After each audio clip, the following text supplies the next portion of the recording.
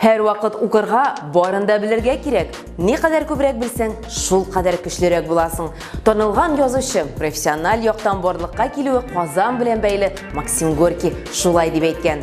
Исәнмесез, бу белем дөньясы. Бүген Татарстанда яңа уку елы ничек башлаганы турында сөйләшербез. Алдагы минутларда.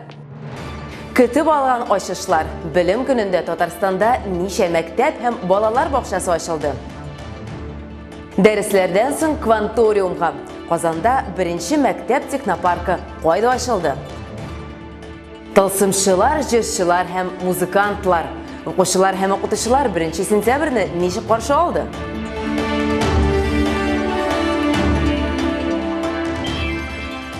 Быел Татарстанда 2 миллионга якын укучы парта артына утырды. Аларның һәр 8-нчесе диярлек 1 сыйныф укучысы. Ел сайын республикада булачак укучылар саны арта. Хәзерге вакытта Татарстанда 1411 мәктәп эшли, әмма алары да җитми. Ире шәһәрләр уку йортларына да квалификацияле кадрларга да кытлык кичерә. Шуны исәптә тотыйк. Татарстан яңа мәктәпләр төзү буенча әйдәп баручы төбәк. Нәкъ менә яңа белем бирү оешмаларын ачу мәктәпләрдә 2-3 сменалар проблемасын хәл итүдә ярдәм итәргә тиеш. Шушы көннәрдә генә Яр-Чаллы шәһәре башлыгы белдергәнчә, яңа лицей ачылуына Чаллының яшәүчеләре күп санлы комплексларының берсендә 3 сменаны булдырмаска ярдәм итте.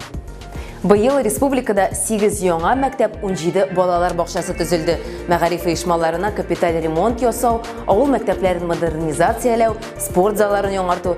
1 сентябрьгә Татарстанда төзүчеләр дә, педагоглар да, хөкүмәт тә бик җитди якын килде. Мәктәпләр һәм балалар бакчаларының кайда ачылуы турында алдагы материалыбызда. Республика мәктәпләре арасындагы иң яхшы проект Салават күпере микрорайонындагы ачылган 188 номерлы лицейга президент Рөстәм Миңнеханов шундый бәя бирде. Бионика дип аталган уку йорты 1224 балага исәпләнгән. 8 1 класс укырга бара. Әлбәттә, менә бу проект менә 224 балага дигән проект, ул иң яхшы проект. Республикада эшләнгән мәктәпләрнең проектларын алсаң, бу иң яхшы проект.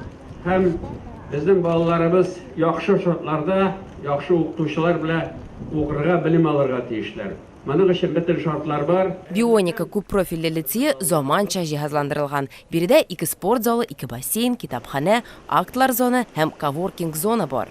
Сезне барыгызны да белем бәйрәме белән котлыйм. Яңа уку елы бәхет, шатлык кына китерсен, безнең балаларыбыз сөендереп, куандырып укысыннар. Бәйрәм белән барыгызны да. Күп телдә белем бирүче уку йорты исә Яр-Чаллыда да барлыкка килде. Шулман проспектында Адымнар Чаллы полилингваль мәктәбе ачылды. Аның туган телләр һәм халыклар бердәмлеге елында эшли башлавы зур мәгънәгә ия. 80-нән артык милләт вәкиле яшәгән безнең шәһәр өчен мондый уку йортының булуы аеруча мөһим дип билгеләп үтте Чаллы башлыгы Наил Мәһдиев. Адымнар мәктәбендә ким дигәндә 3 телдә укыячаклар. Сыйныфларда эргономик, ягъни укучылар сәламәтлеген кайгыртып эшләнгән җиһазлар урнаштырылган. Биредә дә 2 спорт залы, 2 бассейн бар. Бассейнда су астында да йөзәргә өйрәтәләр. Полилингваль мәктәп директоры Азат Галиев белдергәнчә, Чаллыдагы урта белем бирү йортында мондый тәҗрибәнең булганы юк әле. Актлар залы 560 урынга исәпләнгән. Монда бер юлы берничә иҗади юнәлештә шөгыльләнү мөмкинлеге бар. Исегездәме? Адымнар күп телдә белем бирүче мәктәпләр проектын тормышка ашыру 2019 елда башланды. Республиканың Яңарыш фонды моны Россия мәгърифәт министрлыгы ярдәме белән Татарстан мәгариф һәм фән министрлыгы белән берлектә башкара. Чаллыдагы Адымнар республикада 4-нчесе. Мондый уку йортлары Казан, Алабуга һәм Актанышта инде уңышлы эшләп килә.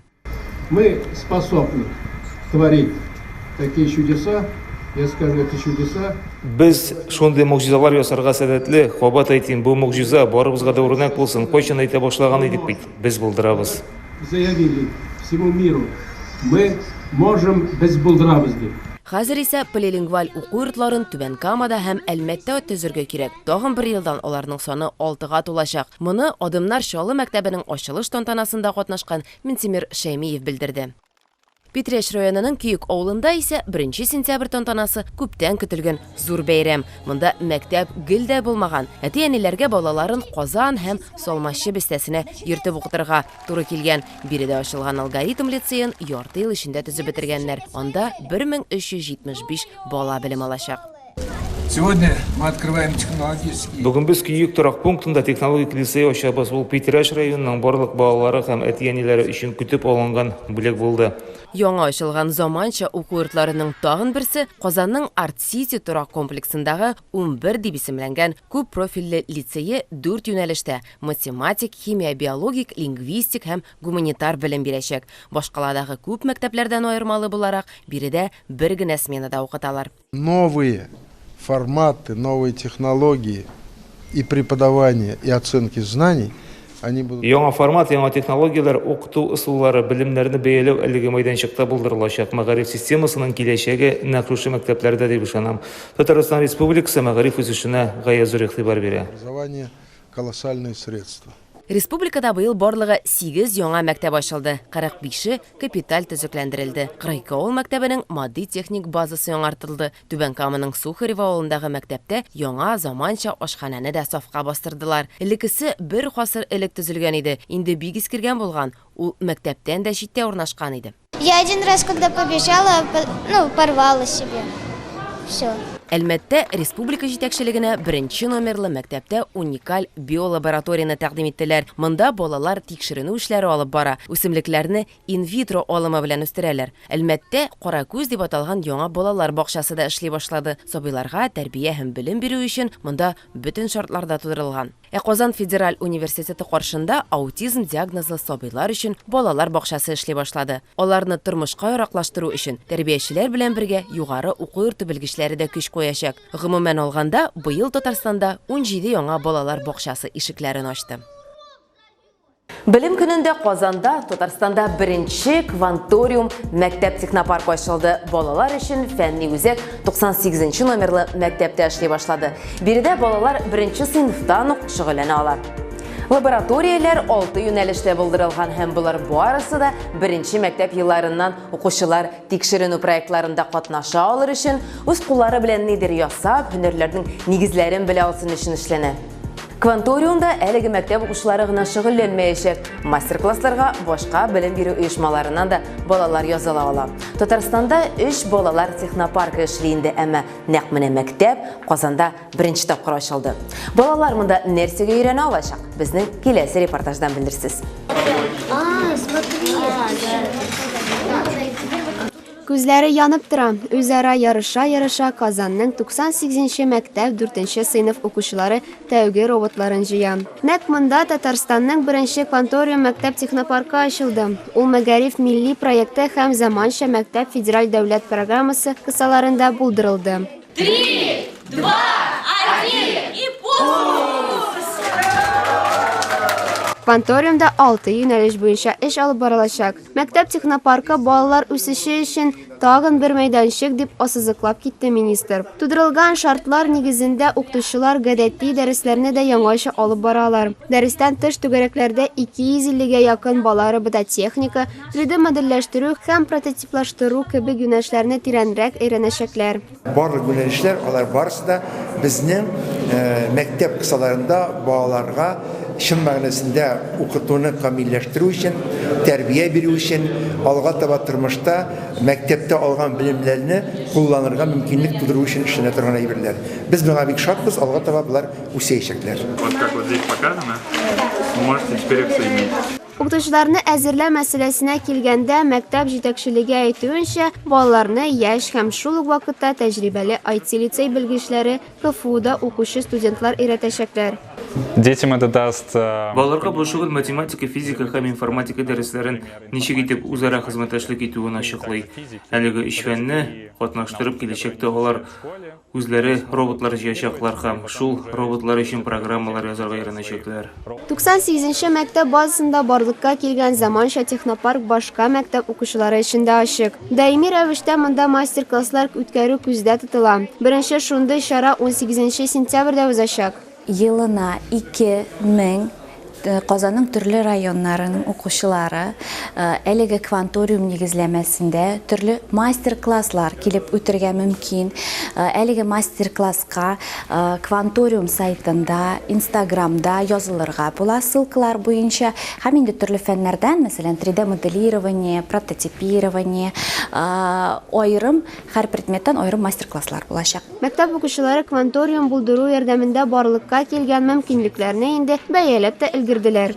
Ул заманча югары технологиялар белән җиһазландырылган. Анда инженер-техник, биология, физика юнәлешләре буенча дәрестән тыш эшчәнлек түгәрәкләре булачак.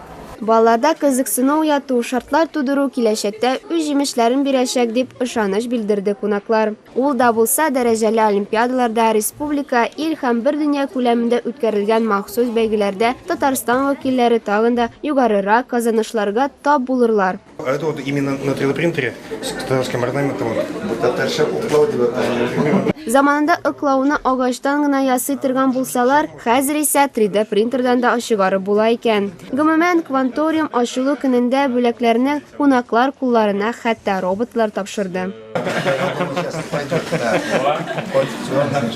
Иң зур бүләк әлбәттә балаларның казанышлары, уку, белем алу, ул энә белән кыю казу дигән әйтем бар халыкта. Кванториум кебек үзәкләренең ачылуы шул кыенны казучы балалар кулына кирәк тоттыру дигән сүз түгел әлбәттә. Казыла торган җирне махсус ашлама белән эшкәртү дисәң дөресрәк булыр мөгаен. Шунысы хак, үсеп килүче буын турында кайгырту киләчәктә шатлыклы нәтиҗәләр китерә. Көз башын Татарстан укучылары һәм педагоглары үзенчәлекле каршы алды. Гарри Поттер персонажлары, кавер җырчылар һәм туры мәгънәдә канатланган укытучылар. Нияз Рахман социаль челтәрләргә һәм интернетта аеруча билгеләп үтелгән гаҗәеп вакыйгаларга күзәтү ясады. Кызыклы тәнәфес рубрикасын каршы алыгыз. Исәнмесез, бу кызыл тәнәфес сәхифәсе. Путинны төзәтергә ярыймы? 1 сентябрьдә мәктәпләр ничек каршы ала? Һәм кая ул нибары бер укучы булган мәктәпләр? Булар хакында алга таба һәм без башлыйбыз. Президентны төзәтергә ярыймы? Бу сорау хәтта быелгы 1 сентябрьгә бәйле чараларын да күләгәдә калдырды. Владивостокта Океан яшьләр үзәгендә укучылар белән очрашу барышында ил башлыгы Петр I шведлар белән 7 еллык сугышка алына дип сөйли, ләкин аны бер укучы бүлдерә. Һәм бу сугыш 7 еллык түгел, төньяк сугыш дип атала. Һәм ул 21 ел бара дип төзәтә. Путин килешә һәм әңгәмә шулай тәмамлана. Ләкин молодец тәнкыйть утына тотучылар табыла. Президентны бүлдерү мәгънәсезлек һәм әхлак таләпләренә туры килми дип, мәсәлән, Воркутаның 35-нче мәктәп директоры Тик Кремль Никанор Толстыхны яклап чыга. Дмитрий Песков барысы да яхшы. Президентны мондый күренешләргә уңай карый ди ул. Сез дә Никанор белән Путинның аралашуын карап китегез әле. Ялгышу гаеп түгел, ялгышны танымау күпкә куркынычрак. Использовать все эти знания прошлого для лучшего понимания сегодняшнего дня и принятия решений, которые повлияют на будущее. Вот это важно. Вы хотели что-то еще сказать? Не сочтите за мою в общем, это называлось не 7-летняя война, а просто Северная война. Ну, раз у нас урок истории, я хочу ребятам быстро рассказать. Северная война длилась с 1700 года по 1721 год. Ну, представьте, 21 лет длилась война с одной из совершенствующих морских держав. Ну, это очень серьезно. 1 сентябрьне кем ничек каршы ала? Иң кызыклы чыгышлар буенча миңа калса берәр нинди махсус конкурс игълан итәргә була. Мәктәпләргә җырчылар, байкерлар кемнәр генә килми. Мәсәлән, Әлмәттә 7-нче гимназия линейкасында Гарри Поттер, Дамблдор һәм тылсымлы шәпәләрен дә күрергә була. Лениногорск шәһәрендә яшәүче танылган кавер башкаручы Добро төркеменең җырын үзгәртеп укучыларга шәп бүләк ясый. Бәя бирүчеләр иң мөһиме мәгънәсе бар дип язалар. Казанның 70-нче мәктәбендә рус теле укытучысы Даниил Анохин рок стилендә чыгыш ясый. Быел үзегенә түгел, карап китегез. Бу атнага менә шулар иде, очрашырбыз. Пока-пока. Әгәр сезнең дә уртаклашыр яңалыкларыгыз бар икән, социаль челтәрләрдәге аккаунтларыбызга рәхим итегез. Анда чыгарышларны да карап, комментарийлар калдырырга була. Инглиз тарихчысы, язучы, табиб Томас Фуллерның Әгәр білімге ие булсагыз, башкалар белән дә уртаклашыгыз дигән гыйбарәсен онытмагыз. Белгән якыннарыгызга белемнәрегезне таратыгыз. Киләсе атнада күрешербез. Сау булыгыз.